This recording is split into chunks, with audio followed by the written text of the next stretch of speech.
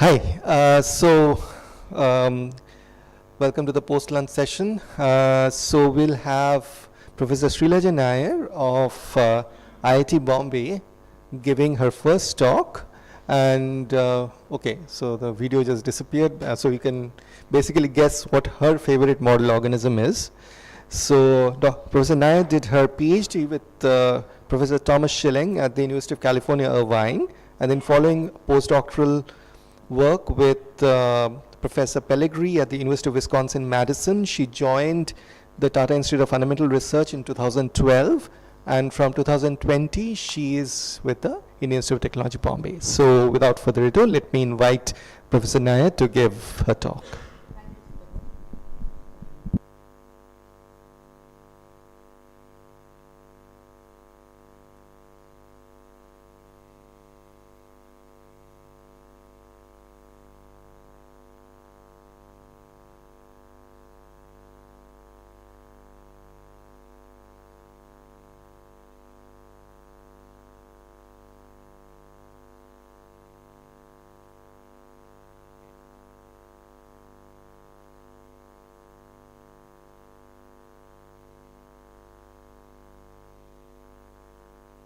Okay, are you able to hear me? Cool. Thank you, Sitabra, for the invitation. And as I understand, it's been like an intense second week for you because the workshop has been running since last week. So I won't be talking about equations. I just caught the tail end of Achishman's talk. But what I want to be able to give you guys is a sense of where all these questions are emerging from. Like what are the systems from which the questions that some of you are trying to answer, and some of the answers that I hope some people like me can benefit from, what are the systems from which such questions emerge. So the model organism my lab works on is zebrafish, and zebrafish are native to India. So I'm going to give just a few slides of brief introduction about the model system itself. But fish is not the only model system that is used in biology to try and understand how life forms function and evolve. So you are most likely familiar with all of them. So this is C. elegans, an invertebrate, frog, Xenopus. Currently in India there is nobody working on frogs, though India had a thriving frog developmental biology community maybe around 20 years ago. But currently nobody in India is using frog as a model organism, but hopefully that will change in the years to come. The most popular model in India currently is Drosophila. There are several Drosophila developmental biology labs all over the country, and a model organism that is closely a second favorite model in India is the zebrafish, which is the one I am working on. By favorite I mean the number of researchers who are working on this particular model organism. So fish is a fairly strong community in India currently, and more people are using fish for addressing their favorite questions. So zebrafish belongs to the species Danio, genus species Danio, and they are native to the Gangetic plains in India. Typically they are found in slow moving waters. They don't like water that moves at a very high speed. So they don't like stagnant water either. So the water needs to be changed at some constant flow. So slow moving waters, generally in paddy streams. They are also quite favored as pets. So aquarium shops sell zebrafish, and now you get glow in the dark zebrafish. So they come in all sorts of funky colors, and they're kind of resilient to a lot of neglect, which you shouldn't do, but you know it happens, right? They were first used as a model organism by George Streisinger. He is George Streisinger at the University of Oregon in the 1960s. And Streisinger was looking for a vertebrate model to study the problems he was interested in, which is neuroscience. And the current popular models in 1960s, the popular models were either invertebrates like flies or worms, or mice. So he is the one credited with taking zebrafish from India, establishing it as a model organism back in the States.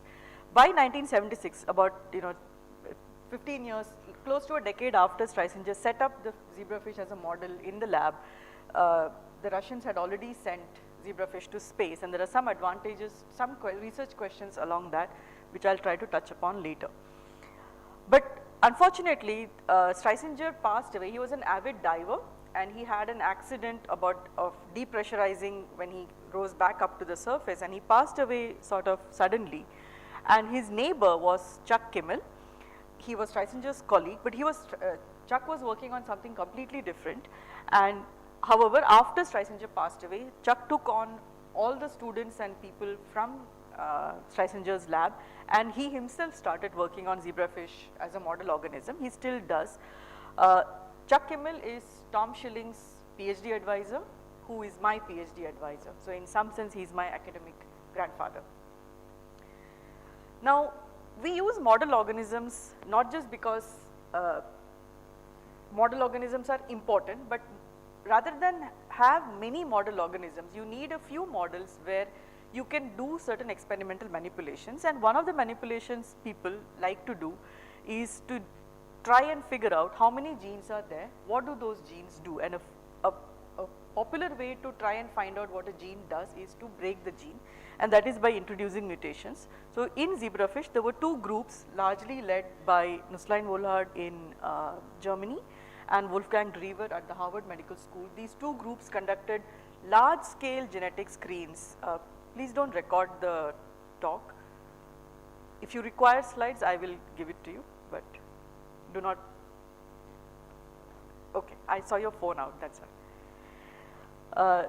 Wolfgang Drever at the Harvard Medical School. These two groups conducted what are known as large-scale genetic screens. They combined their efforts together and published a giant, so Development is a journal.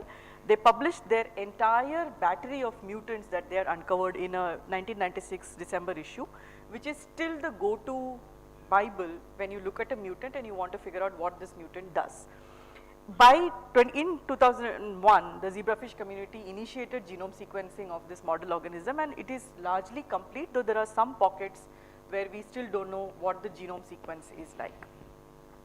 Fish are easy to distinguish as male and female. So this is a female zebrafish, this is a male zebrafish. Largely males are torpedo shaped, they are more slender, and they have more vibrant coloration. So here you should be able to tell the difference between the male fin color as well as the female fin color. And they also have a slightly different anal fin, which helps in the mating rituals. Now fish are maintained, so this is a picture from one of my older aquariums. So fish are maintained in a room like this on a 10-hour light, 14-hour light, 10-hour dark cycle. So like us, when we go to bed at night, zebrafish also have a circadian rhythm. They go to bed at night and wake up in the morning. So for them, going to bed is they sort of come down to the bottom of the tank and sort of try to limit their movements. So when you open the room, if you open the room at night, you will see all the fish settle at the bottom of the tank, not moving very much. So fish are maintained in these kind of recirculating aquaria, and we don't, again, developmental biologists don't work on the adult animal, they work on the embryos, because we want to understand how that embryo transitioned into an adult. So to get embryos, a male and a female are paired in what are known as mating cages, and in the morning, so this activity is done the day before. So if you need eggs to work on tomorrow morning, today evening, before the fish room lights turn off, you will set up fish as pair matings, and in the morning when the lights turn on, they engage in what is known as spawning behavior. So spawning behavior is a male, so this is a colored male, this is a female, she is much bigger, you can see she has a larger belly. The male and the female chase each other, and at some point you will see some white specks being released into the water. These are eggs that are released by the female, and these eggs are, so as the egg is released, the male also releases sperm into the water, and fertilization is external. So the fertilization happens extremely quickly, and the female engages in egg laying behavior. So there are multiple bursts of eggs that are released in a single bout of egg laying behavior. So this will continue for about 15, 20, 30 minutes, and at the end of 30 minutes, a single pair can produce as many as 1,000 eggs. So the number of N's that you can get for a single experiment can be pretty large, because you can get, the model system itself gives you that advantage. Once they are laid in water and fertilized, the fish embryo develops. So this is a time-lapse movie of a embryo undergoing development. So you had a single cell at the top, this single cell divided into 2, it will keep dividing into 4, 8, 16, so on and so forth, and it does so on top of this large ball of fat or yolk which is incompressible, okay. So these are the groups of cells that will make the actual embryo itself. This yolk is meant to provide nutrition to the fish as it is developing, and this whole structure is protected from the environment by a structure known as a chorion. And once a lot of cells get made, the embryo undergoes a process known as gastrulation. I will discuss it briefly in one of the sections. It then forms a head-tail axis. You will get the head on one end, the tail at the other end. The body axis elongates and stretches out, and as it is stretching out, the embryo attains twitching behavior. So the neuromuscular system starts to become functional, and once that is functional, the chorion also weakens by that point, but this constant tumbling of the embryo inside the chorion allows the embryo to break open the chorion and come out of it as free swimming larvae. So the emergence of the embryo from the chorion is about 48 hours, 36 to 48 hours. By this time, this model organism has all the major organ systems already in place. So it has a functional circulatory system, it has a functional nervous system, it has a functional excretory system, everything. The major organ systems are all already in place. Now just to give an idea of the time scale of things, so let's say I want to work on a particular gene or a particular favorite gene of mine, and one way to work on it, I said at the beginning, is to break the gene or cause mutations in that gene. And a tool that is, for instance, Christian Nusslein-Wohlhard and Wolfgang Drever use, which some of us still use, is this random mutagenesis. So random mutagenesis is where you take a mutagen, it's a chemical mutagen, and you expose a group of male fish. So you prefer to mutagenize the males. Have any of you learned mutagenesis screens in your coursework? Yes? No? Okay. So then maybe this is useful information. It tells you when you start off on a project, is it going to end in, can you expect results in 3 months, 6 months, 1 year, 1.5 years? It sort of gives you an idea of the timeline. So one disadvantage of working with model organisms is your results depend upon the gestational time of that model, right? Unlike when you do stuff on a computer where the outcome depends on time you spend, sometimes even if you spend 24 hours a day doing a particular experiment, the fish is going to take 48 hours, the larva is going to take 48 hours to emerge. That larva is going to take 3 months to develop into an adult. You can't shorten this process. So knowing timelines help, and this timeline often dictates which model a researcher uses for the question that they wish to ask. So for zebrafish, let's say I want to create a mutant for my gene of interest. I'm going to take a bunch of males, I'm going to expose the adult males to the mutagen in a liquid bath, because it's an aquatic organism, so the mutagen has to be soluble in water. Then this mutagenized male, so the idea is that in this male, of course, all the somatic tissues, the eyes, skin, liver, pancreas, heart, those are also going to get mutagenized. But those are not the mutagenic events you are interested in. You are interested in the mutagenic events that are going to happen in the gonads, the testes of this male, right? Because in that is the tissue which is going to produce a mutagenized sperm which will carry forward that mutation. So having a mutation in this male isn't useful. You need this mutation to be passed on to the next generation so that you can establish stable lines. Does that make sense? Yeah? So when you are exposing this male, the idea is that it's somatic tissue. You have a question? Yes.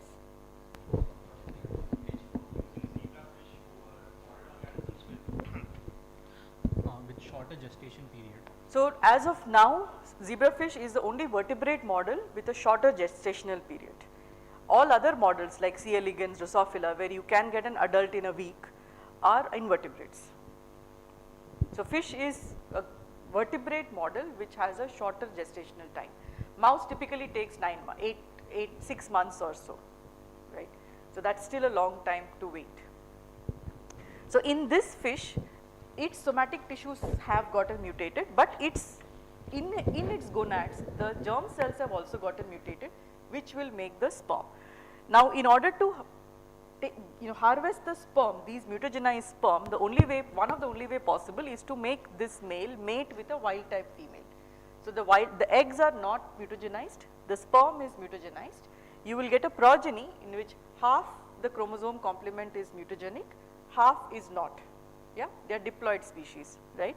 And then you keep incrossing them, so that at some point in time, and each generation is approximately 3 months. So, if you add it up, at the end of 9 to 10 to 11 months, you are likely to get a fish where the original mutation has gotten homozygous. Okay. So, like us, zebrafish are diploids, which means each parent will contribute half set of chromosome. For most genes which are recessive, mutating one complement one copy makes no difference, because the other good copy is there. So, you need a fish where both copies have gotten mutated, and that process of and that can only happen if you have a mutant copy and a wild type copy, and you keep mixing them, like crossing them. Eventually, you are going to get a subpopulation that is mutant plus mutant, and that is the population you are interested in. Now, there are ways to expedite these screens, which I will not go into, maybe we can discuss that later. But mutagenesis is one strong way to, strong reason to use fish as a system. It is easy to do, it takes shorter than it would for mouse, for instance. The other is this technique, which is known as microinjection. So, you can just pile, line up a bunch of embryos, and what you see on the on that side is a microcapillary needle, which is being pulled into a very fine diameter, and that needle can be used as a delivery vehicle. You can pressure inject anything into this embryo using that needle. So, that the yellow liquid that you see in here is a dye, right? For demonstration purposes, it is a dye, but in principle this could be RNA, protein, any chemical that you want to deliver. Whatever you want to deliver into an embryo specifically, you can use this technique to inject it. So, this process is called microinjection, and it again offers a very powerful way of targeting something in the embryo. So, in the mutagenesis methodology, the mutagen, the chemical is not going to target a particular gene, it is going to target all genes on the DNA, right, in the DNA. Whereas, using this method, for instance, are you aware that, are you familiar with CRISPR? You have heard of CRISPR, right. So, CRISPR means you can design a guide RNA or target a gene specifically. If you want to target gene A, you can design a guide RNA to target gene A. But how do you get that guide RNA into an organism? You have to put it in, right. So, to put that guide RNA into zebrafish, we use this technique where this capillary contains the guide RNA and Cas9 protein mixture, and that mixture is delivered inside the embryo, and in the embryo the Cas9 and the guide RNA can then do what it does. So, there are, yes. So this method, this microinjection method you mentioned, so this method is used to induce site-directed mutagenesis, right? So you want to mutate a particular gene, you use this method. But the previous method, if I got it correct, is for producing random mutations. So correct. Where exactly would the previous method be useful? So for example, you told that, you know, you would produce certain mutations and then in the F2 generation you'd get a homozygous mutant. So if it's random, how exactly would I expect a homozygous mutant? Good question. So, in the past, when I was a student or in college, for instance, there was no way you could target a gene to cause a mutation specifically. That technology just didn't exist. All you knew was there were agents, either they were chemicals or they were radiation rays, X-rays or gamma rays, etc., which you could broadly use to, to destroy the DNA. Not any gene in particular. The disadvantage of that is what you just stated, it is not specific, it is not targeted. The advantage of that is it systematically allowed scientists to break every possible gene and figure out approximately how many genes are there in this system. It just quantitative. It's, if you do what is known as a saturation screen is where systematically you have exposed the fish to a mutagen, you have done these sequential incrosses to figure out is it 1 gene, 2 genes. So, they were all given numbers, like random numbers. You know whether 1000 was your, so how do you know okay, now it's a question I'm going to ask you. How does one know, given a pool of DNA, whether you have saturated this DNA with every possible hit? So let's say there are 10 genes, yeah? You have no way of figuring out which, no way of targeting gene 1 in particular. Right. Yeah, but there are 10 genes in this system. You have a tool, which is this chemical, which you can use to break all 10 genes. How do you know you have hit all 10 genes? Through phenotypic differences. Sure, but let's say 2 genes code for the same phenotype. How do you know each gene has been hit? I'm not finishing the sentence because that's the answer. How do you know each gene has been hit? Sequencing tab tha nahi.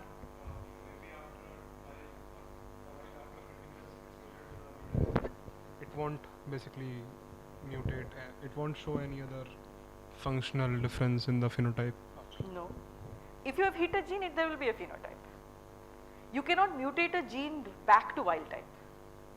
Maybe you have gotten a particular set of phenotypic combinations that you thought that might arise after hitting all those 10 genes. Okay, you are somewhat thinking along some lines, but not exactly. So 10, theory question, 10 genes, how do you know you have hit all 10 at least? Would maybe crossing it with a wild type and seeing. Theory experiment. So you have n bases, n mega bases of DNA, right? You put an average number, a gene has to be some n by 100 or whatever. Average gene size is n by 100. So you know how many genes you expect. You expect the corresponding number of phenotypes. But the key, the experimental key is, you know you have hit saturation limit when you start isolating the same mutant again and again independently. So let's say I want to figure out what genes are involved in eye processes. Maybe 10 genes are involved in eye processes. So gene 1 might give me, some spots in the eye, gene 2 might give me 2 eyes, gene 3 might give me no eyes. But when I start getting the same phenotype, like 2 eyes or no eyes again and again and again, I know my system has been hit to saturation. Now I am simply re-hitting the same spots again and again. Does that make sense? Yeah? So when you start recovering repeat mutants, you know you have hit your genome as many times as is possible to get unique hits, each gene being a unique hit. Yes? My question is regarding this microinjection technique. Yeah. So in this particular clip, like what stage is at embryo when the... It's just born, the 1 cell stage you looked at. Okay, so yeah, so basically I was thinking that if there is some harm to the embryo because of the injury itself, and so I was thinking whether if it has been divided into some yolk stage, and whether basically inserting things into the yolk or the embryo. No. So before you start collecting data from these experiments, students are required to do what is known as a pilot experiment, where they have to establish that when they poke the embryo and withdraw the needle, that embryo grows into a healthy embryo. That convinces you that in your hands the technique is clean. And the only difference you are introducing is whatever is being delivered through this microinjection, not the process of poking and retracting back. So all the microinjections are done in the single cell stage? Yes, mostly all are done at the single cell stage. Yes. So like I have a question related to genes. By mutation we can find out this much amount of genes are there. Correct. But what if some genes do not code for anything? Then how we can account for those genes during that time? Now we can do it by sequencing. Correct. But during that So time, during the older times, those genes were not accounted for. So the only real genes were protein coding genes, which had a function. That also led to the concept of junk DNA, where non-coding genes were not even thought to be important. But then sequencing arrived, informing us that a small proportion is protein coding, but a large proportion is non-coding, and that non-coding does have function. Now there are ways to look for function of non-coding genes as well, but at that time, no. You may have caused the mutation, but you couldn't see the outcome of that. You didn't know what to look for. Yes? the same phenotype. Yeah. So suppose we made two of the mutants separately with the wild type, Correct. and then we made the progeny. So Correct. in that case, we would be able to know, because there would be one wild type allele, that are they on the separate genes or are they on the different genes? So if you have two different mutation in a mutant over wild type condition, if you cross them, for each mutant location, the corresponding location is wild type. So that double mutant won't emerge in the way you are thinking. I'll probably use the, oh, sorry. Am I still audible? So what you are saying is, so let's say I have this, so zebrafish for instance has 25 chromosomes, right? This allele came from the father, this allele came from the mother. Now in this fish, this male fish, let's say I am notionally splitting this into gene A, gene B, gene C, yeah? The female also had gene A, B, C. Gene B is what got mutated in this fish, yeah? Now I have another condition, same three genes, A, B, C, and C is what got mutated. This is your two gene condition. You are saying if you cross these two fish, I should be able to get CC mutant and BB mutant in that generation, right? That won't happen, because when you cross this, you are going to end up with multiple permutations and combination, but one of the combinations is going to be A, B, capital C, capital A, capital B, small c. So for this mutant B, there is a wild type B from the next chromosome, yeah. For this mutant C, there is a wild type C, right. So the only way you are going to get double homozygous is if you did an additional incross of this and then selectively looked for these two pairs again. So the ratio is like 1/16 or so. It's going to be a rare, very rare event. But people do it. You make double mutants also. Is that the mutagenesis part is making sense to you guys? Yeah. So essentially we are saying that if there are 10 genes, say, for example, then if we get 10 different phenotypes, then we are saying that we have hit a saturation. 10 different phenotype and some of them repeat. Yeah. So I was just thinking that there could be mutations in multiple genes at the same time. Correct. And they could produce some different kind of phenotype. Correct. So how do we take into account that? Which is where this in-crossing comes. So the reason this strategy takes a very long time is, see, in that original fish, in this original fish, I only drew one chromosome, right? But this one chromosome maybe hit a gene A, B and C. Those are three different mutations. So now I need to cross A, B, C, one single chromosome ka fragment with a wild type fragment, and selectively identify and breed only fish with mutant A, only fish with mutant B, only fish with mutant C. So the reason these screens were like large consortia type experiments is because you need to breed thousands and thousands of fish as single families. So you assume that one fish has many mutations. If that fish laid 100 progenies, you are going to raid 100 different families from that fish. Does that make sense? Yeah. So And continuous inbreeding will eventually lead continuous to inbreeding homozygous. thousands and thousands of times to actually get a homozygous fish. This is also why it is very labor intensive and not everybody does it. I don't have a compulsion that I have to finish my talk. I'm perfectly happy to engage in questions, but the point is I want you guys to understand the system and try and then ask whether these kinds of experiments can be done, and when done, how to make most sense of it. So delivery, so this is random, agreed. There's a way to narrow it down to a single gene eventually, but it may not be the gene you want to study on, you just study what you get. Here you can deliver whatever you want to deliver, particularly guide RNA is targeted to your favorite gene of interest, and it is going to be a specific mutation. There are ways to ensure that the delivery process itself didn't cause injuries, because we do controls for that. The other reason, so in many other systems, for instance, these techniques, so ENU mutagenesis is done for Drosophila, C. elegans also, not for mice, it's too expensive to do it in mice. Injections are done practically for all model organisms also for different purposes.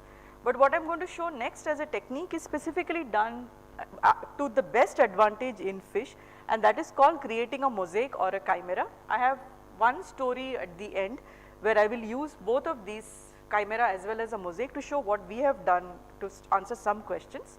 So what do I mean by a chimera or a mosaic? So let us take the chimera. I have written mosaic here, but actually it is a chimeric experiment. So you have two embryos, you have labeled one with red color, labeled one with green color. You can take, so this is the micro injection that I showed you at the beginning, right. But after a certain point, 4 hours later, when there are many cells in this embryo, about 1000 cells in each embryo, you can take 5-6 cells from one embryo, 5-6 cells from the second embryo, and put it into a third embryo. Same stage ka third embryo, okay. Now what that does is these cells will integrate into the host environment. It's like a transplant, an organ transplant or a cell transplant that you do.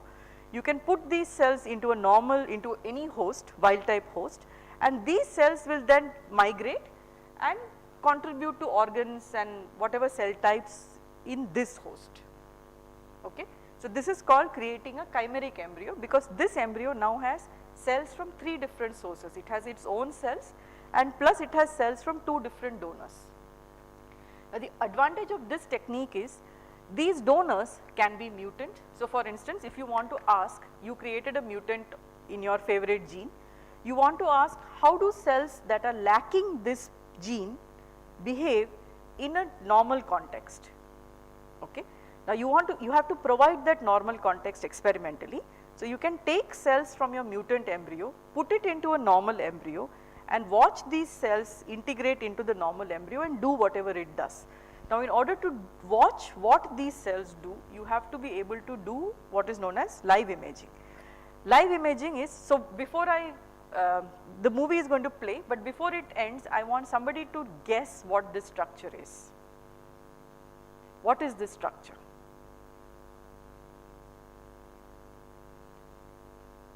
Now would be a good time. So this is imaged over several hours. The clock is running on the top corner there. So what is this structure? What does it most closely resemble, particularly the bottom part over here? The point of this movie was that you can start visualizing things way before an organ actually comes into shape as an organ you recognize. Because this part,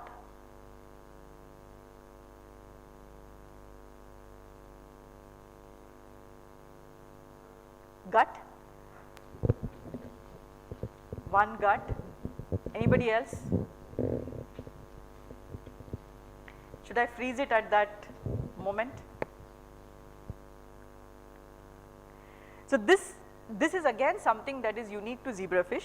You can image for days using the right microscope, you can image for days and you can trace cell trajectories from a primordium stage. Like right now, can you tell what this is? This is it's an eye, this is the eye lens and that is the optic cup. So it's a crescent shaped object with the lens sitting in the center. And much before the eye becomes evident as an eye, you can trace where cells of this primordium came from, how they reorganize in real time to shape and sculpt this eye. So they start off as a sheet and this sheet then needs to bend, divide, tighten. They need to specify different cell types because you have a uniform primordium, now you have to make a cornea out of it, you have to make the retinal epithelium.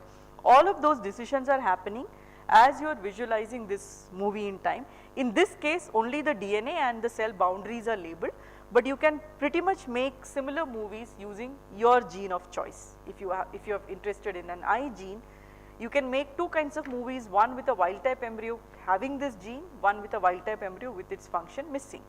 Now my point of putting this movie was, One, to inform you that such long-term imaging to try and understand the genesis of a process in extensive detail is possible to do.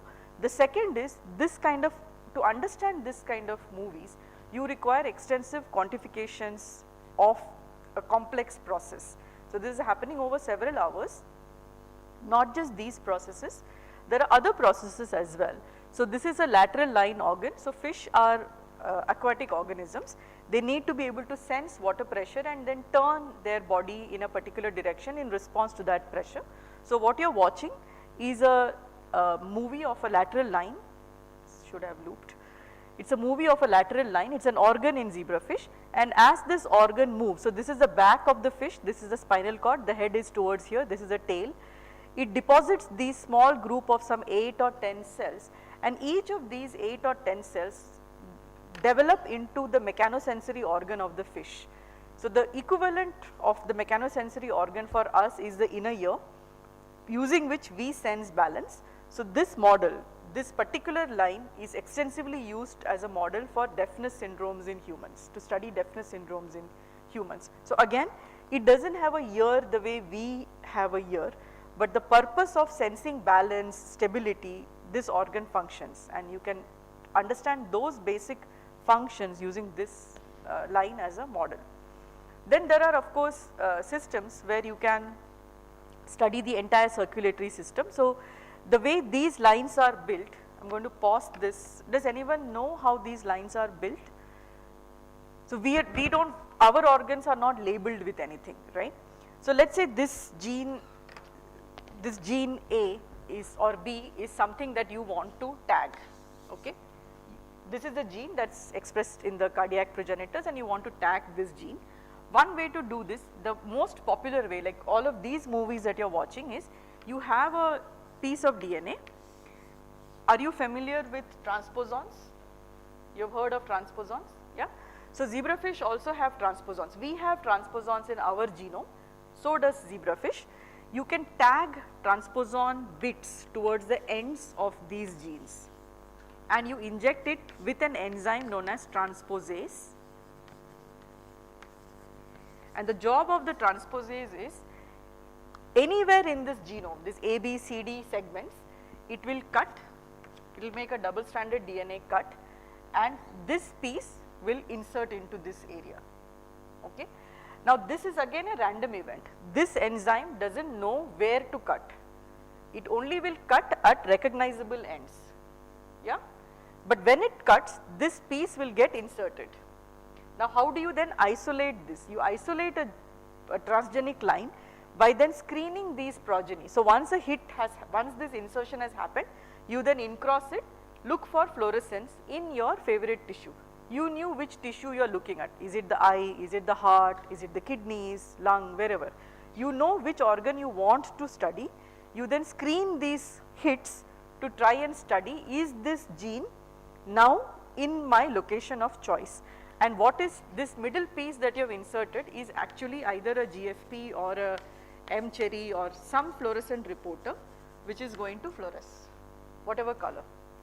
That is how when this thing inserts, you know when it is expressed with your gene of interest. Does that make sense? They are not diffusing, they are different cells. But once it's produced in the cell, Yeah. can't they diffuse through gap junctional coupling within the cells? So if you look, so there is some diffusion, but in a cell there is going to be more mRNA and protein production. So at any given point in time, the concentration of this fluorescent molecule is going to be more inside the cell that is making it than wherever it has diffused out. Is that your question? Yeah, but I mean, if you distinctly want to mark a Can you particular use the organ- mic, please? If you distinctly want to mark a particular organ, Yeah. because of diffusion, it might be a bit smeared out. That's what I was thinking. It is usually, so GFP for instance is a fairly big molecule. Otherwise any protein should be able to freely come in and out of the cell, right? That does not happen. Diffusion is restricted to a certain molecular weight. Everything cannot come in and out of cells so freely. So GFP does not come in and out so freely, but what you are talking about, the fuzziness, The fuzziness happens because of the diffraction limit of light. So these are all light microscopes. As long as you use light to detect the fluorescence, you are limited by whatever 200 nanometer, with super resolution you can go maybe up to 100 nanometer resolution. Anything that is at 50 nanometers, together at 50 nanometers you can't tell apart. So these movies, you are seeing it as fuzzy largely because it's limited by the light resolution, the visible light resolution. Okay, so creating transgenic lines is one thing. The other thing is to be able to watch, once you make such a line, much before these processes have come into existence. So you are watching the circulatory system of a zebrafish develop, both from the back of the embryo, which is the dorsal part, as well as from the stomach of the embryo, the chin of the embryo, which is the ventral side. And you can see all these major blood vessels that will form around the brain, the eyes. These are the two eyes, that's the forebrain. This is the back of the embryo. These are blood cells that are sort of spreading across the yolk to order to come. This is just when the movie has started. These are the vessels that are on the body, the trunk muscles of the embryo, and each of them have segments. So some of you like eating fish. So in a restaurant, when you order a block of fish, like a fish piece, what you're actually getting is a block which is marked by these lines. These two lines will be one block. Depends upon how big the fish is, the block will be smaller or bigger. With zebrafish, that block is going to be minuscule, but you know, that's what you're essentially eating. But you can essentially image these processes live over an extensively long period of time. Now collecting this kind of data also requires tools and softwares to analyze this data. So this data, for instance, is acquired using a microscope known as a light sheet microscope. The data you get, because it's not a still time frame, you have imaged one three-dimensional organism in real time from different angle using multiple sheets of light in X, Y, Z plane as this embryo is turning. Yes? So the image analysis part of it is fairly complex because you have to normalize every frame that you have collected with a reference point. So for most of these microscopes, you put a bead, which are like reference objects, you put beads around the embryo as reference points against which you tilt and reset the embryo for each frame. All of that is done computationally, but the programs are written by, well, not me, but the programs are written, there are dedicated labs to write image analysis softwares because this kind of data is in terabytes, it's huge data. And here also you have only imaged for maybe 20-24 hours. Ideally you want to go up to 40, 48, 62 hours of development. One last tool that I will tell you before I go to one or two short stories is the fact that one of the powers of zebrafish as a model system is this transparency part. So even without any label, much before transgenic lines, transgenic means anything in which a target protein is fluorescently labeled. Before these lines came into the picture, people could see development in real time just in a plain embryo, and that's because this embryo was optically clear. Light penetrated this embryo and you could get information about all kinds of things, how big is an organ, how fast is the blood flowing, where is it going, you could get a lot of info, how is the brain developing, you could get a lot of this information just by looking at this embryo under a microscope. But now people have begun to do mutations. This is a line that was established more than 10 years ago. It's called Casper for obvious reason, they look like ghosts in a tank. This is a normal wild type fish.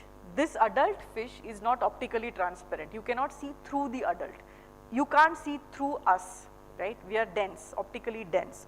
But there are adult zebrafish which experimentalists like myself have made, where you can see these are the ovaries, this is the liver, the gut is at the bottom, this is the heart, these are the muscles. All of this is transparent to an adult, for an adult fish.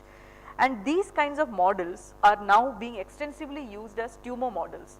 So you can take, so fish are also, I remember I said that they withstand a lot of neglect. You can also do a lot of things to them as experimentalists, and you can get useful information out from such systems. So one such system is called a xenograft system. A xenograft is you take cells from one species, you put it into another species, like cross species experiments. So you can take human tumor cells, you can put human tumor cells into these fish, you can check where these cells have gone. So the fish as a system does not reject these cells. So most of the times you can't get useful information because whatever you have put in is chucked out, outright. So zebrafish do not discard or throw out human cells. The immune system doesn't do that. They keep it to the extent that those human tumor cells can get vascularized by the fish vascular system, and it tells you how tumor cells can behave. So currently when you do organoid research or spheroid research, you are still doing it in a test tube, right. Here is a live vertebrate model organism into which you can put human tumor cells and watch vascularization, revascularization, response to drugs in real time in a live model. Yeah? Okay. Questions? Yes. Mutant as functional as wild type? Or? Yes, it's Yeah. fully functional. We have them in the lab. They swim around fine.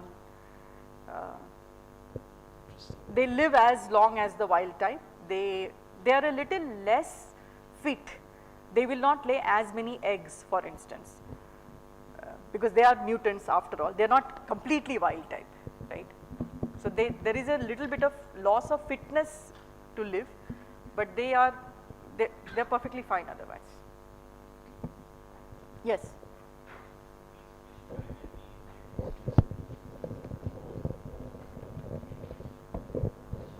Is there a risk of these fish dying when we inject tumor cells into them? Or does it take some time for them to die? No, so they don't die because tumor cells have been injected into them. They will die exactly like the injection analogy. They will die during the surgical procedure. Like with any surgery, there is always a risk, right? So the same risk applies to the adult fish also. So again, these experiments, so all of this what I am showing you requires ethical clearance, and there are institutional ethical committees to. So for instance, when I want to do research on this, I have to submit a proposal to my institute ethics committee, and the ethics committee looks at these experiments. There are standard operating protocols to do them, using which we can do experiments. Even then, the first round of surgery, somebody trained does it, and later on somebody who is newly starting it is allowed to do it on their own. After being inserted, can they proliferate normally? They do, some of them do. So it depends upon the tumor, which tumor type you have taken. If it's a highly metastatic tumor, people have reported that the original cells split up into groups and divide 1 or 2 rounds of divisions in the fish. Then they stay in different locations. In those locations, the circulatory system vascularizes these tumors and keeps them alive. Okay, so keeping them alive without being proliferating. Yes. Okay. In the intact adult fish. The advantage is, let's say, I think maybe we can have this discussion after I give you one case study. So I'll tell you my purpose. So I'll give my research talk I think tomorrow, but today I wanted to present 1 or 2 stories, one or two from my lab, one from another published work, to actually showcase the strength of using any model organism. I am favoring zebrafish because that's my model organism of choice. So the case study I wanted to discuss one is this one on the lymphatic system. So all of us have a circulatory system and a lymphatic system. So the circulatory system delivers nutrients and fluids to different parts of our body. From these fluids, cells absorb nutrients, oxygen, nutrients, etc. And the fluid eventually, so you don't need to pay attention to this, there's an audio associated with that which I am not playing, but the circulatory system and the lymphatic system sort of run parallel with each other, but the purpose is different. The circulatory system supplies nutrients, the lymphatic system actually retrieves these fluids back, because in the cells that fluid is contaminated, right? It may accumulate toxins, it may have used up all the nutrients, and these used up fluid which contains bad stuff is recirculated back into using lymphatic vesicles. It's cleaned up, recirculated back into the thoracic duct, and from the thoracic duct the clean lymphatic fluid is driven back into circulation by the circulatory system. Now, it is important for this system to work really well, because one of the problems of this system not working very well is accumulation of toxins in different parts of the body and an overall swelling of the body. You get edema or bulkiness. Now, there was a case of a child, a 13-year-old kid, somewhere the work was published in 2019 in Nature Medicine, and this is one shining example of what is known as personalized medicine, where this model organism is currently extremely popular. So, this patient was not responding to a public commercially available drug called sirolimus, which again their molecular details are not important, and this is the contrast scan of this patient, where you can see in comparison to this schematic, where the lymphatics are supposed to be all over the body as these fine vascular details, network details, this is completely missing in this patient. So, they either have, so this is the front and back, they either have bunched up vesicles here, a very thin thoracic duct, some edema which is the swelling of the body, and the commercially available drug was not working for this child, and they figured out that the reason for this mutation is in a particular gene where a serine had been replaced with a proline, and that made one protein constitutively active. So, there was a mutation which normally the protein would not be active, this mutation made the protein hyperactive. The known drug was not working for this child. So, what was done was to basically create a zebrafish version of this disease. So, they knew this mutation, right, this serine mutation. Now, the power of CRISPR is you can, because the xenopus and the human gene is practically identical to each other, you can go and target this particular serine and make it into proline, the exact mutation this child has. When they did that, and now with the power of the transgenic line that you can make, you can visualize the lymphatic system in a real live embryo. You have two versions of this fish, you have a wild type version and you have a mutant version. You first see whether your mutation is proper, because this is what the normal lymphatic, again do not go by the labels, this is what the normal lymphatic looks like. You can see these nice arborization of the lymphatic vessels. Here the entire thing is dilated, it is bloated up because the normal network connections were not established properly in this fish. Now, what can you do with this fish? So, for the most part people build these models and then explain the mechanism of the disease, because you can use this model to say when this gene is missing, these things went wrong, and you can do a network analysis, etc. But now you can take it one step further. What these guys did is, because the known drug, the kid was not responding to it, they used the fish as a live model to test which other drug is likely to work, okay? And if it works in fish, it is most likely to work in the human as well. So, this is the one of the first reports where without a clinical trial, a known drug not being used to treat this condition was directly given to this child, and the kid did get better. So, this is the before and after X-ray, these are the scans.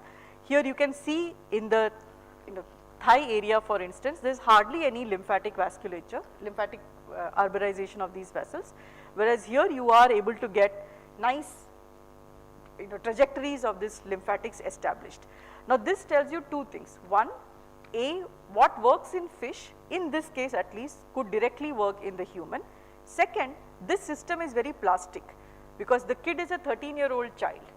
When the child was born, he had a mutation harboring in this particular gene, but when given an opportunity to correct it, the lymphatics were able to re-establish their architecture, resulting in the child having practically near normal physical characteristics in terms of lack of edema. So, the fluid tends to accumulate in the extremities.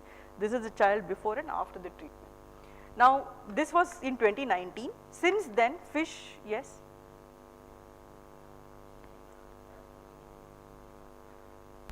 Loudly, I can't hear you. Will you expect this to happen in a fully grown adult as well? It should. It should. But you would expect, if there was a mutation, that adult would have had evidence of this disease as a kid also, right? Alright. These are not spontaneous things that happen. These are genetic diseases that you are born with, Right. right? But in adults, the way these tools are currently being, so I am discussing tools for now because a model organism is a tool at the end of the day.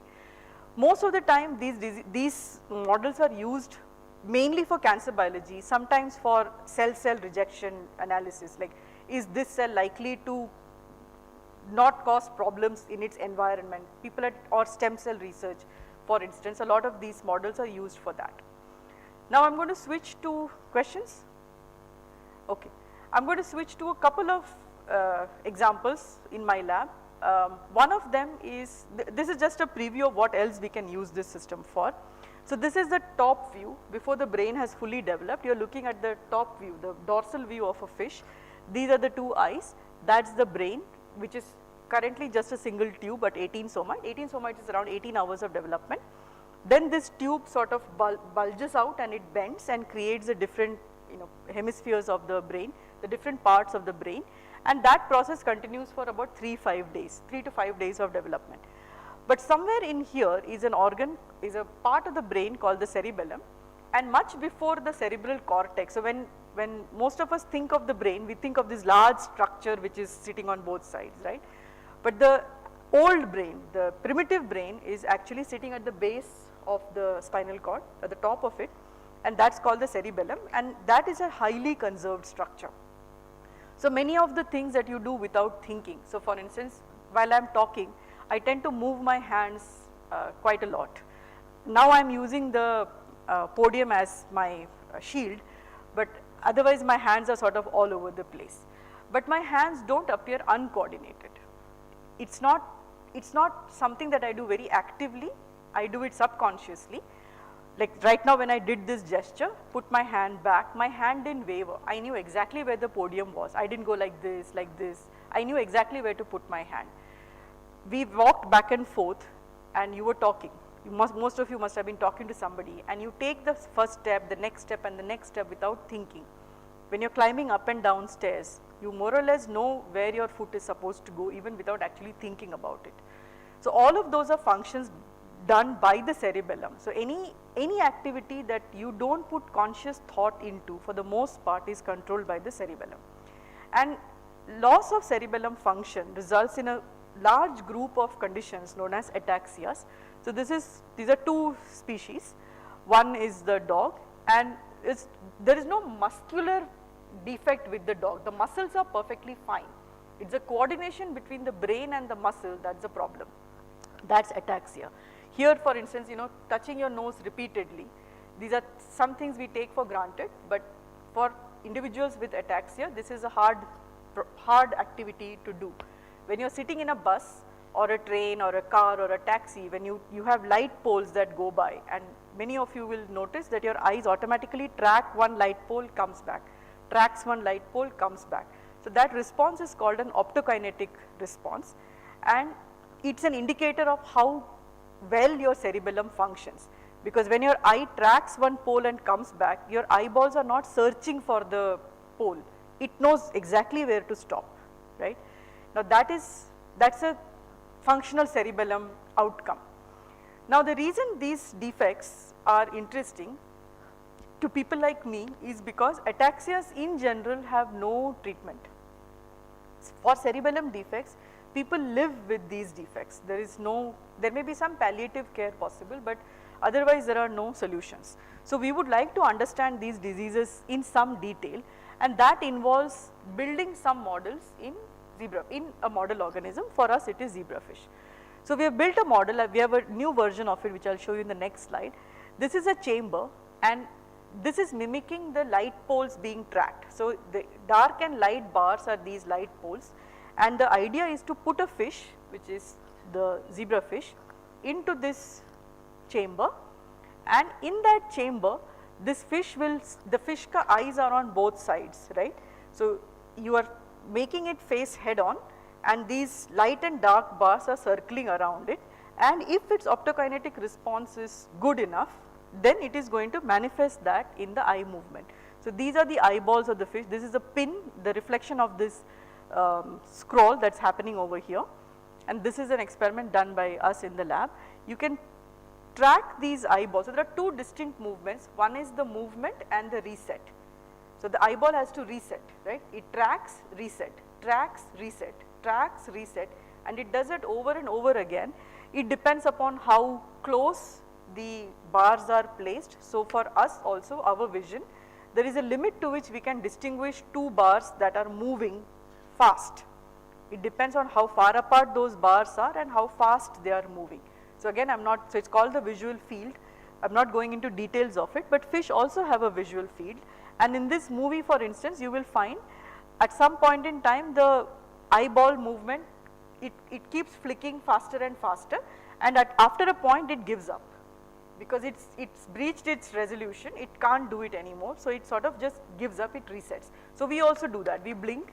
If our eyes can't take it anymore, we sort of blink to reset our vision. So fish does it too, and we are using this as a model to study some cerebellar function in our lab. Now that was a large device that I showed you, but we want to miniaturize this device. So I'm again, my intention is to put this information out there. So people like me would like to bring problems to you or viewpoints to you. I have no solutions to these, but I would like your participation in trying to understand this in a more collaborative manner. So I'm presenting this information to you so that you may have the tools that you could use to answer some of these questions as you develop into scientists. So this is a miniature version. So we did this in the lab. This is an Arduino board connected to a mini small OLED screen, and we wrote a code for this screen to flash light and dark bars of a particular size, to run it at a particular speed, and the next objective was to put a fish facing this screen and record from this. So this is the device that we came up with. The body is immobilized because we don't want the body twitching and adding to the movement of the head eye. So we have put this fish immobilized, and this is what our setup looks like. So the earlier device was a large device about maybe this big, but this is a small, essentially these were shot glasses that I ended up, there was no way I could justify it on my grant. So this is personal expense. It's like katoris from Amazon or shot glasses from Amazon that I ended up purchasing, because I wanted a small enough chamber where the vision of the fish is not distorted. So it has to be clear, but the fish should still respond. So this is in this chamber, you can see both eyes of the fish, that's the mouth. It tracks these bars and it responds. So we are now performing such analysis on our cerebellum mutant fish to try and identify what are these defects in cerebellum these fish manifest. Questions? Again, the reason for putting this up is a lot of this is extensive quantitative analysis, and currently much of the analysis that we do in the lab is manual, and that's largely because we are trained to do these kind of experiments. We are not trained to do the analysis of these experiments in a more formal manner. So it would be nice to have some interactions, and some of you come up with tools which could, quantitative analysis of any phenomena gives you much better understanding of that phenomena.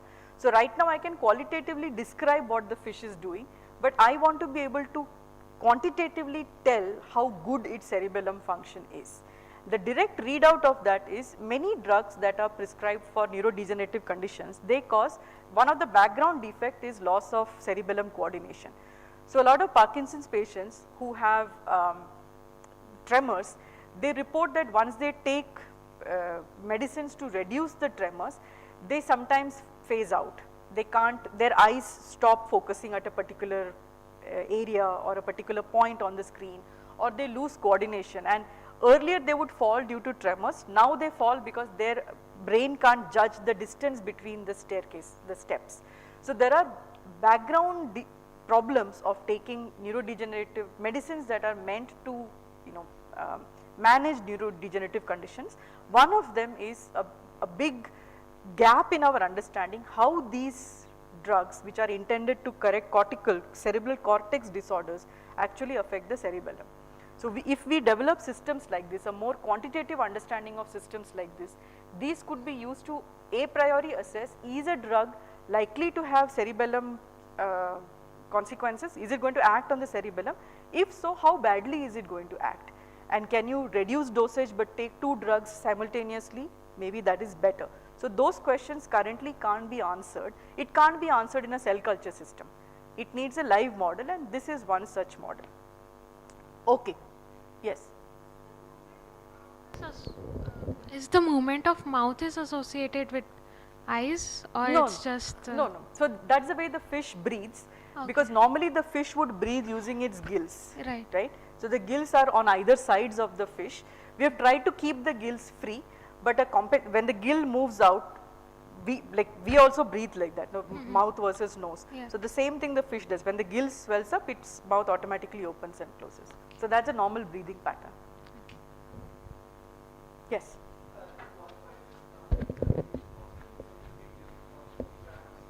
Yes.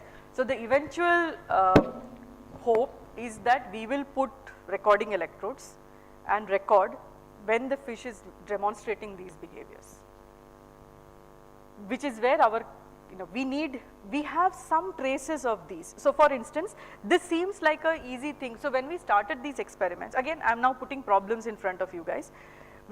When we started out, we thought, okay, we draw a crosshair on the head of the fish, and the 2 eyes are things that are going to go away from these crosshair, come back, away from this crosshair and come back. What we didn't account for is that there is a slight movement of the body itself. That needs to be corrected with each frame that we are analyzing, and that can't be done manually. So we are now beginning to, try and understand MATLAB. So I recruit now different kinds of students. So the bio experiments are now we figure easier to do, but when we do the analysis, we run into unanticipated problems, such as the movement of the body causing a problem. And these algorithm softwares are not available. Most of the things you have to custom make it yourself. But that's one thing that is currently what we are doing. Okay, I have I think about 20 more minutes. In 20 more minutes, I'm going to give you an example of a quantitative project that we have done in the lab. This is published work done about 3 years ago. Published 3 years ago, it's a lot of years worth of work, and that is about scaling in biological systems.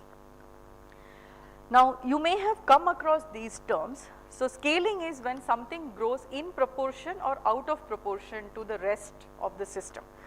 So one type of scaling is isometric scaling, where in that example, for instance, everything is in proportion. So you have a proportionate head, both arms are of the same type, the full 4 legs, 8 legs are of the same sizes on both sides of the body.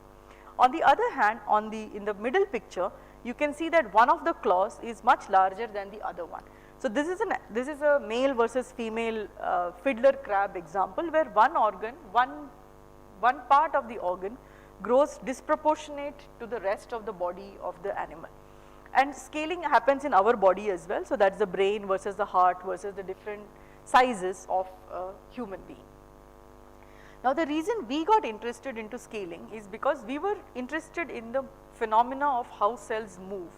So I showed you several movies where cells were moving, right? But the first time cells begin to move in an embryo is during a process known as gastrulation. Up until that time, you have this ball of yolk on top of which there are cells, but those cells are not moving anywhere. They are just sitting and dividing over and over again. But for those cells to move, there is a particular time in the life of this embryo when they en masse undertake a type of movement known as gastrulation.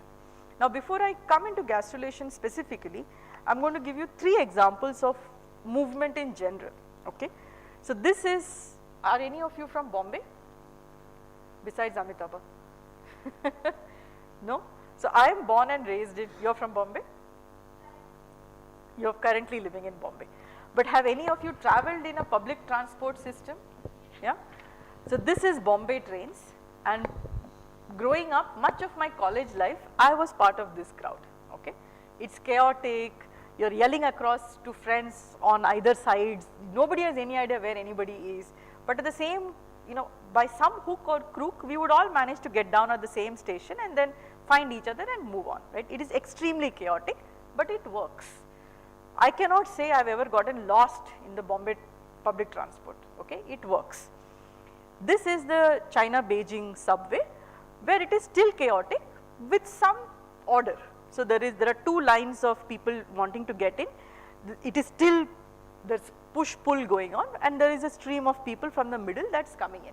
So overall this system has adopted some order, two peripheral lines to go in, one central line to come out. This is a third system, I think this is from Singapore if I am not mistaken, where it is extremely organized, people are waiting patiently in line. Not just people are waiting patiently in line, there are external forces that ensure that all body parts are actually inside. In this system, entire people are hanging out, right. In the third system, not even a hair is hanging out, everybody, everything and all parts are inside, okay. That's Tokyo, yeah. Tokyo survey is eerie actually. So from that system, when I traveled in Tokyo for the first time in the Tokyo subway, I felt like something is wrong, but I am not able to quite put my finger on it. And then I realized that it's quiet, it's very, very quiet, okay. Whereas in the Bombay system, everybody is screaming, yelling, and this is just general mayhem. Now, if you transpose these three, so if you forget that they are people, if you forget that they are subway or public transport system, in its essence, this is movement, right. And if movement essentially means there's a decision to go from point A to point B.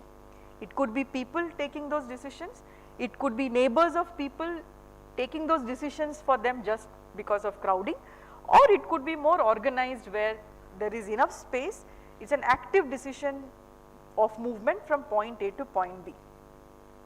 And we were interested in studying this process, this decision making process, and the outcome of that decision in this model system.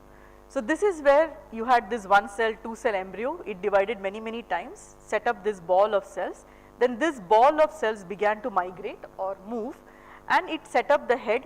The outcome of this movement is the establishment of the head tail. It establishes this axis of the embryo, which is the dorsal ventral axis, the body of the embryo. And without this process, this embryo will die as this misshapen ball. It's not going to make anything unless gastrulation concludes properly. Now, the questions we wanted to ask was, is there self-coordination amongst these cells? Are they coordinating with their neighbors? So self-coordination means you know where you need to go and you are going to make sure you get there. Coordination with neighbors mean you have some idea of where you want to go, but if your friend said, okay, let's go here instead of there, you are okay to go there instead of your original destination, because you want to make sure that all of you stay together. Are you aware of your environment, and do you have any backup plans if you don't reach wherever you intended to go? And the parameter we chose to assay for these questions was cell size, and we chose cell size deliberately because if you see in the movie on this side, you started off with one large cell, and that one large cell is dividing many times to make smaller and smaller and smaller cells, right. So cells in our body, when they divide beyond a point in development, when a cell divides, it has already reached its quote unquote homeostatic or optimum size, and that size is usually to the order of 10 to maybe 25 to 50 micron, and it optimizes the surface area to volume ratio. That's known for all species. Now this is a system where that optimum size or that homeostatic size has not been reached. The cell is going to get to that state over several hours. So it started off as approximately 500 micron, one large cell, 500 micron in size, and that 500 micron cell will divide many times to make smaller cells. Now and those small cells are actually what are moving, right? They have now made thousands of them. Now in all of those ENU mutagenesis screen, the screens that I talked about where thousands of mutations were discovered by both the Americans and the Europeans, not a single gene was discovered for any species. So I only showed you zebrafish work. Similar mutagenesis screens were done for C. elegans, Drosophila, and few other models. Not one mutation was discovered where during this early development people found a mutant that changes cell size. All the cell size mutants known till date change the size of cells only at a later time point when cells have already reached their homeostatic size. Homeostatic means, like for today's discussion, like normal size, okay, average size of a normal cell. Now that was of no use to us because here from one division to the other the cell size is changing, it is shrinking, and we wanted to figure out if we change cell sizes at this point, would it even matter to the embryo. So the analogy to this movie would be if you had a bunch of extremely small people like children for instance, or extremely large individuals, how would these dynamics change, particularly in these two contexts when largely it is unguided movement.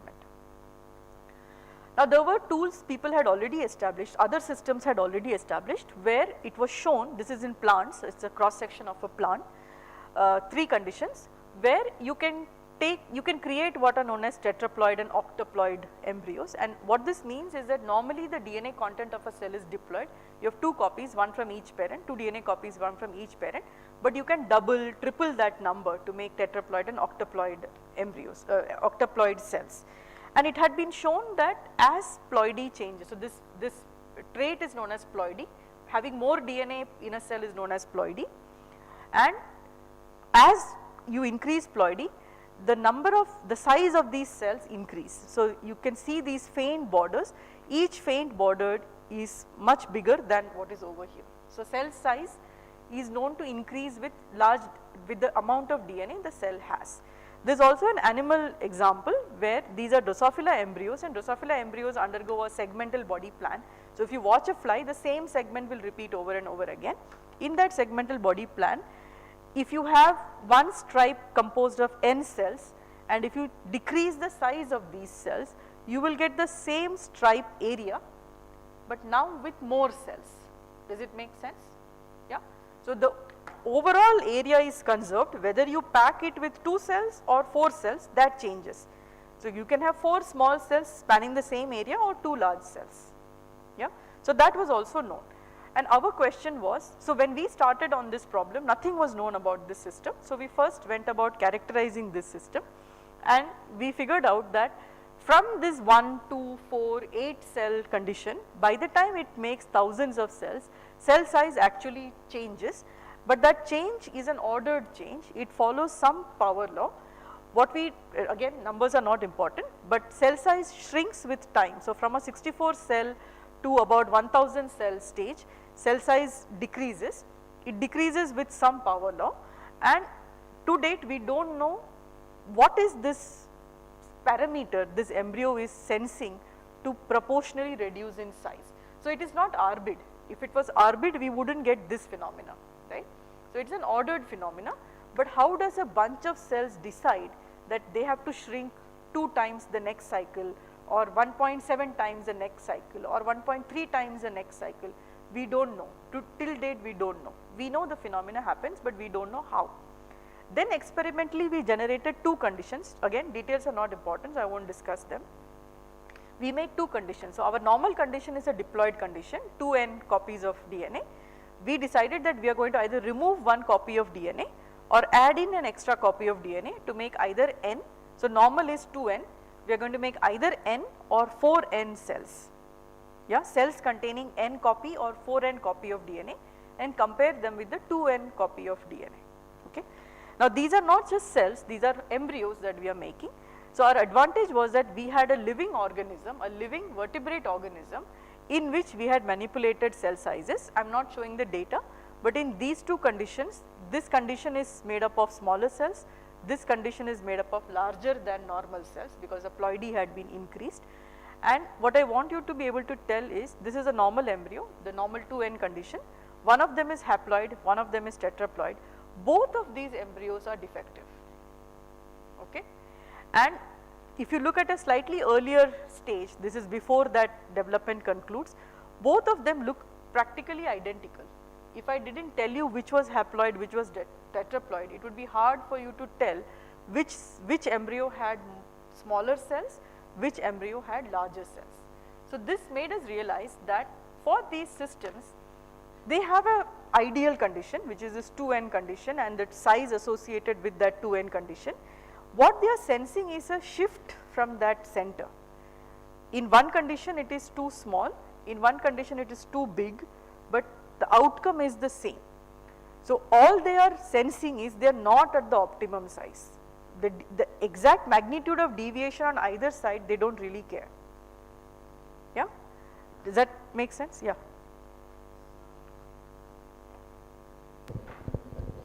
Here, like, we are increasing the size or decreasing the size by changing the ploidy. Correct. But the change in ploidy can also affect this phenotype, right?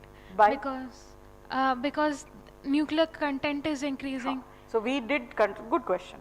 So that phenomena is called dosage compensation. Yes. So dosage compensation means you have 2n DNA, you have n DNA. So let's say 2n DNA produces 2n protein output, 2x protein output. Now to get 2x protein output from n DNA, the n DNA has to transcribe 2 times more, so that the protein levels remain comparable, right?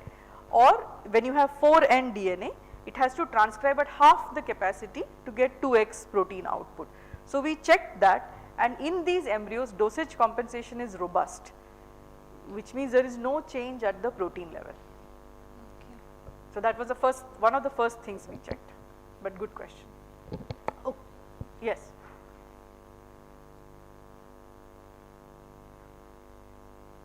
Yeah, about that power law curve that you just shown. One I can understand. One would be the size, like the y-axis, and what is the x-axis? So the x-axis is number of hours represented as a log. It's a particular stage of development. Okay, and what is the, like, experimentally, what is the exponent that you are getting? Experimentally, that exponent is currently a theoretical number. We don't know what that exponent is in a real embryo. I didn't get. I mean, this is from the data, right? This is from the data. So that data tells you. So when it is shrinking 2 times, okay. So the power is 2. The volume is what, area or volume is what we are measuring.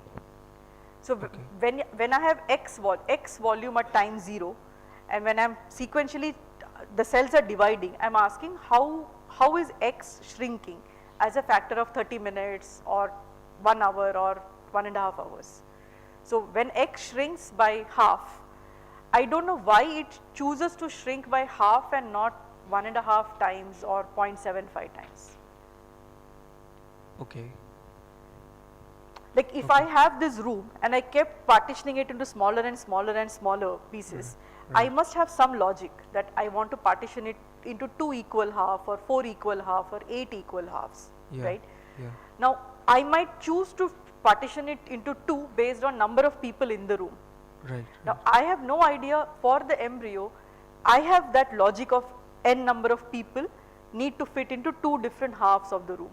For the embryo, what is that logic is not clear. What we see is that it is split into 2 or 4 or 8 or 16, and that change from n to 16 times we can measure, but we don't know why it chose to do it that way. Is that making sense?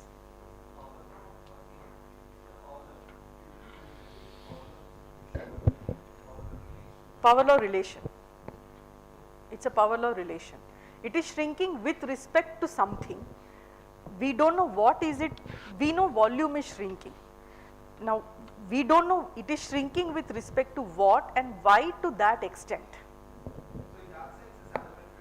Yes. Yes, yes. So it is equal. Everything is in proportion, but what dictates the extent of that proportion is not clear. Yeah. When the cell size is increasing, when we are increasing ploidy. Why cell size? No. So when cell size increases with the increase in ploidy, is the cell number decreasing? Total? So to the times, for the times that we have assessed, cell numbers did not increase, which means aspect ratios must have changed. Aspect ratio. See, all of these embryos, these are like if I make 4n at this stage, okay, I will still see these 2 cells. Their surface area would be comparable, but their depths might not be. That's the only way volumes can be comparable, right? So some parameter, you said numbers are they changing? So I mean, if the total volume is remaining same. Total volume has to remain the same because this, at this early that's why we chose this early development stage. You have volume X. Now that X volume has to shrink by 100 in 10 cell cycles. That is called reductive cell division. Now in that milieu, we changed ploidy. Now volume X cannot change because that is what the embryo is born with. We only meddled with it once it came into existence. So when X is there, so you have X volume for 2n as well as this 4n condition. Now the question is, when 2n will shrink 100 times, 4n has to go more number of times before it reaches the same volume as 2n. That is true. So I'm saying that if the total volume of the embryo is remaining same and the cell size, individual cell size is increasing, and then I'm assuming that numbers are changing. At a particular stage, the number of cells will be reduced. That would be the logical. And if we take in the consideration the dosage compensation, now the total number of DNA in the embryo is decreased. No, basically. dosage compensation is unperturbed. Yeah, no, that is there, but the total number of DNA in the cell, functional DNA, is decreased because some of that has been basically shut down because of dosage compensation. Yeah. Or you can say that it depends upon how you measure dosage compensation. So if you normalize to total DNA and you are saying it is compensated, so you can normalize 2x output 1:1 based on 2x DNA, 2n DNA giving 2x output, it's 1:1 ratio, or 4n DNA giving 4x output, which is also 1:1. So the ratio is what is conserved. So my question is in aspect of this, that there are two cells we have. Correct. One embryo cell has so that is a wild type. Correct. And in our cell, if we look at the embryo, whole of the embryo, the total number of DNA that is functional will be more in the wild type compared to our own. It won't be more. More in the sense that some of that has been deactivated because in a particular cell. Some copies have been deactivated. Yeah. Correct. So in that sense, more functional DNA is comparatively more. Type. So does that might have some effect? So we assess that on the basis of RNA. So we did transcriptome analysis, right? So if that logic is correct, then in our transcriptome analysis, we would have expected more genes to go up and down because some genes got shut down, some genes got, expressed it with respect to wild type. Transcriptome analysis on the level of embryo or cell? Embryo, whole cell. Yeah, we didn't find that. So we found only 50 genes whose expression were marginally affected. Okay. So somehow it is not gene related. It is physics of the system, the geometry of the system that's driving it. Okay, I'm going to take a couple more, maybe 5 more minutes to wrap up. So the point was that we had systems where we were able to change cell sizes and achieve differences in normal development. Okay. Now the question was why and how are these embryos developing abnormally? Now it turned out that during this process of gastrulation that I talked about, so these are actual mosaic embryos. They are made by injecting a dye in one of the cells at the 16 cell stage. The descendants of this cell, the progeny of this cell are going to get labeled. They are red in color, and that's what you're seeing here. This is a wild type embryo. This is one of these embryos with smaller cells, one of the embryos with large cells. And what you should be able to see from these movies is that at least there are 2 clean trajectories. There are cells that are going sideways and there are cells that are coming down. Okay, 2 types of trajectories. There are other movements that are happening, but these 2 bulk movements that you can see. In these 2 embryos, you cannot very cleanly see these 2 types of trajectories. They are sort of intermixed with each other. Yeah, they are sort of jumbled.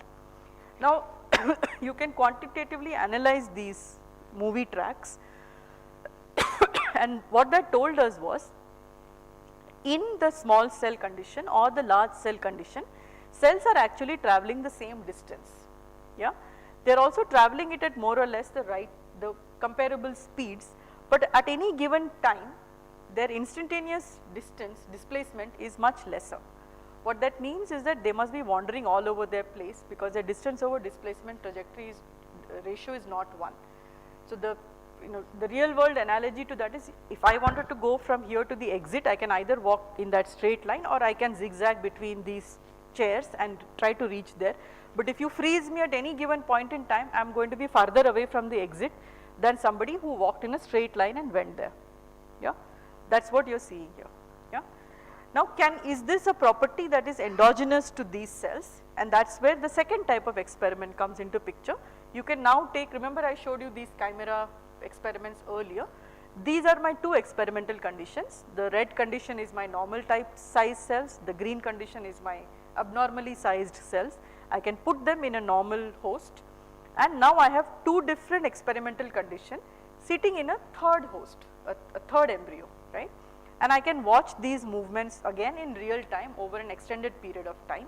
And what that told us is this, again I am not playing the movie, but I am just showing you the analysis. In these conditions, these two different sized cells, they moved a little less distance, they sort of slowed down a bit as well. They were obviously less displaced, because if you move less at a slower speed, you are going to be displaced less anyways, but they were moving in a straight line. They were not wandering. So what that tells you is that that wild type environment was somehow able to correct these cells. It sort of exerted an inhibitory effect on these cells and corrected some aspects of this behavior, this tendency to wander all over the place. But in both the conditions, these cells didn't reach where they were supposed to reach. And in development, if you are not at the right place at the right time, then you have sort of missed the boat in order to get the correct signals to become whatever you want to develop. So this isn't a rescue, it's only asking at a cellular level, how are these cells responding? These embryos are not going to live anyways, because they first missed the boat because they were wandering all over the place. In the second time, they are missing the boat because they are just not being fast enough to get to the right place to receive all of these signals. Okay, I think I am going to stop there for now. I am happy to take more questions. The rest of it was on, I'm going to exit and just show you my acknowledgement slide, because a lot of the people did the work. None of them, I only tell them how to do things and train them in the initial set of experiments. But the work was largely done by my current group of people. I was generously funded, I am still generously funded by several funding agencies. And we have Prakash who takes care of all the fish and the fish work that I showed you at the beginning. But the bottom line of the cell size story was that for a while we didn't have any idea how, when cell sizes change dynamically in embryos, does it even matter to the embryo. So remember, you have a large cell embryo, and that large cell is making smaller and smaller and smaller cells. So anyway, cell size is changing at the next round, and then at the next round, and then at the next round. So the default assumption would be that because it's a changing parameter, that optima is not yet set in the embryo, it doesn't matter what size cells are. Does that make sense? What our work showed, that even at the time when these cells are constantly shrinking in size following a power law, it matters what their size is. To the system it matters. Because if you change those sizes, even when they are changing constantly, the embryos develop abnormally. And they develop abnormally because those abnormally sized cells move weirdly and don't end up at the right place at any given point in time. That is the bottom line. Yeah? Okay, I'm sorry I quickly got to the bottom line, but I hope you got the point. I'm happy to take questions.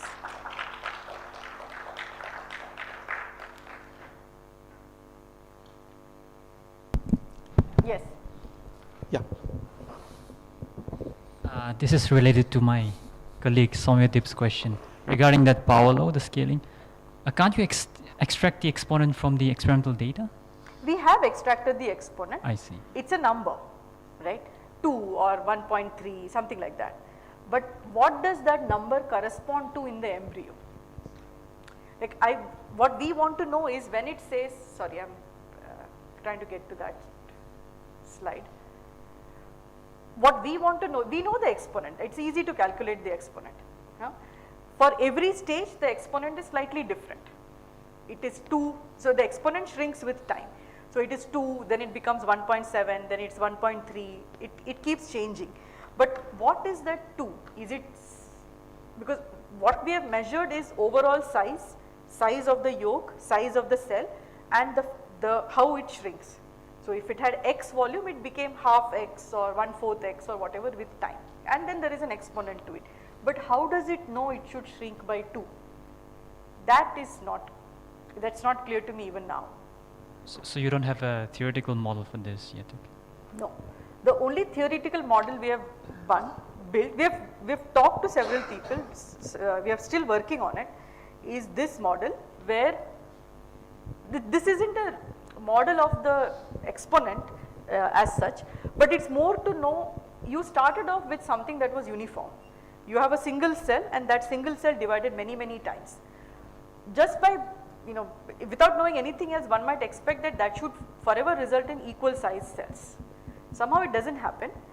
Again, the default assumption was that cells are not going to be of equal size because their cell cycle lengths are different. What we are seeing is that differences in cell size come up even when cell cycles are of uniform length. So something else is different about these cells, which that delta difference keeps adding up, and you end up with a collection of cells which, though divided equally, ended up with different sizes. Thanks.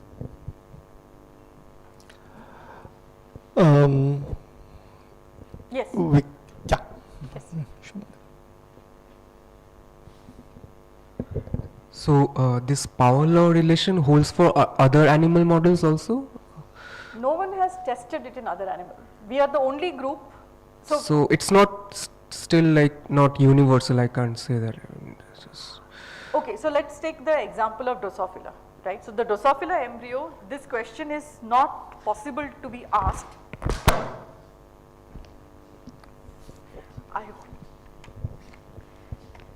I think I'm going to break this at the end of the talk.